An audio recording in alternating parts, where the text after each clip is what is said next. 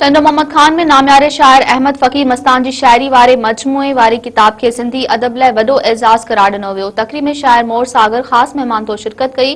तारीख़दान मशकूर फुलकारो सिंधी अदबी संघ जो अगूणो मरकज़ी अॻवान आज़म भट्टी, शाइर अब्दुल सत्तार आकाश टखड़ाई, अदीब एजाज जिस्काणी, अदीबा फरजाना भट्टी, अदीब डॉक्टर जमाल नासिर, शायर आगा जान आगा ऐं ॿियनि शिरकत कई। सिंधी अदबी संघ तरफ़ां ऑडिटोरियम हॉल में प्रोफेसर डॉक्टर कादिर बख्श मक्सी जी तहक़ीक़ सां तरतीब ॾिनल सिंध जे नाम्यारे शाइर अहमद फ़कीर मस्तान जी शायरी वारे मजमूए वारी किताब जी महूरती तक़रीब मुनक़िद कई वई।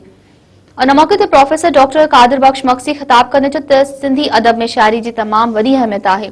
सिंधी ॿोली लाइ अहमद फ़कीर मस्तान जी शायरी हिकु अहिड़ो वॾो अदबी ख़ज़ानो आहे जंहिं में शायरी खे मुख़्तलिफ़ रुख़ ॾेई सिंधी अदब में शायरी जो हिकु नओं अंदाज़ मुतारिफ़ करायो वियो। हिन चयो त अहमद फ़कीर मस्तान जी शायरी खे तरतीब ॾियण सां गॾु इन जी बीहक खे पिणु सम्झण ऐं सम्झाइण जी कोशिश कई वई आहे त जीअं शायरी जी आम मफ़हूम खे सम्झे इन मां फ़ाइदो हासिल करे सघिजे।